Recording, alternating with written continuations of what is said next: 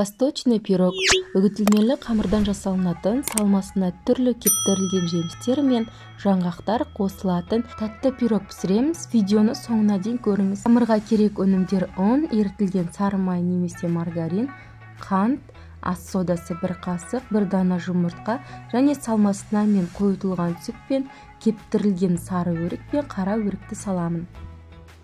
Ең алдымен қамырын дайындаймыз. Оған 130 грамм бөлме температурасындағы жылы еріп тұрған маргаринді аламын. 100 грамм қант қосам. 1 дана жұмыртқа. Онға 1 шай қасық соданы салдым. Еді оны араластырам. Қамыр илеймін. 200-230 грамм ұн саламыз. Мұны қамырымызды илеп алдық. Ол жұмсақ және қолымызға жабысқақ болады. Бұны тоңазытқышқа 10 минутқа қойып қойыңыз. Қамырымыз тоңазытқышта тұрғанша біз оның салмасын турап дайындап аламыз. Менде сары өрікті алып, осылай ұзынша турап қоямын.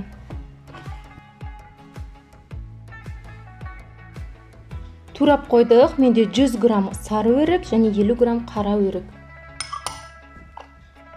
22 сантиметрлік форманы аламда, оның ішіне сары майды жағып шығамын, біздің қамырымыз жабыспау үшін. Қамырым тоңазытқышта 10-15 минут тұрды. Енді осыны жаямыз.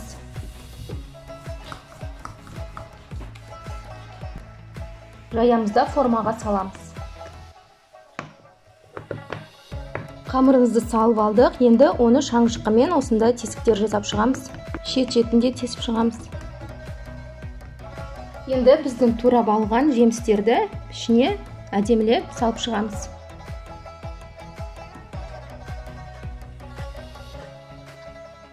Енді бетіне қойытылған сүтті құямыз. Оның бізде сапасы жақсы болғаны дұрыс болады.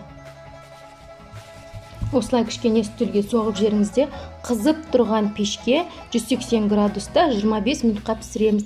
Піскенін қалай білеміз? Шет-шетіндегі қамыры қызарып піскен кезде алып шығамыз. Пирог пісіп шықты. Ол суды міндетті кесердің алдында суытыңыз. Кесіп дәмін көрейік.